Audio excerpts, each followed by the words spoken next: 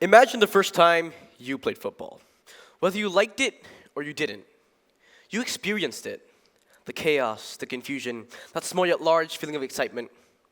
Football isn't just a game, but a universal language that provides a platform of connection and competition for anybody and everybody, defender, attacker, or even goalkeeper.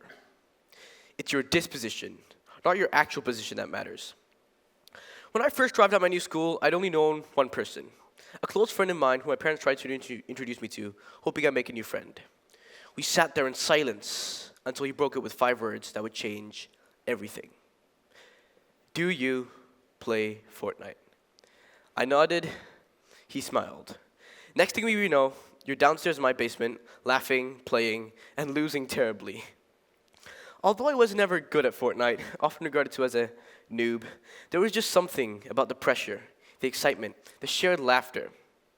These were the first steps of my journey to football. It was in these moments where I discovered the rush of connection and purpose that shared activity can bring. It was in these moments where I built friendships. It was in these moments where I felt I could be me. It was in these moments. After a year at the school, I was pretty confident in my purpose. Lunchtime football. Every day when the bell rang, chaos erupted. It was a stampede to get the goals. Every day, me and my friends would launch our lunchboxes across the field, hoping they landed near a post. It never mattered who played what or where. When we played, the world faded. Every missed homework, every angry teacher on duty, the noise of life itself, everything simply melted away. However, as enthralling as it was, it came with downsides too. Self-doubt. Self-doubt is real, especially in competitive sports like football. Back then, I believed I had curses, most commonly the crossbar curse, when you missed a goal and hit the bar just on top.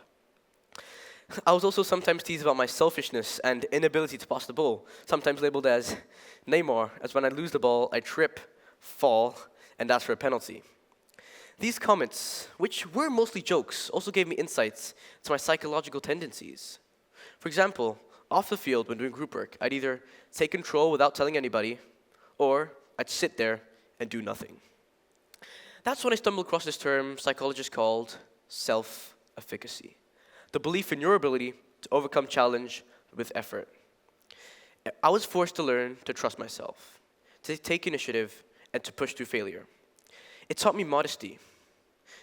I was forced to look for mistakes in myself instead of others.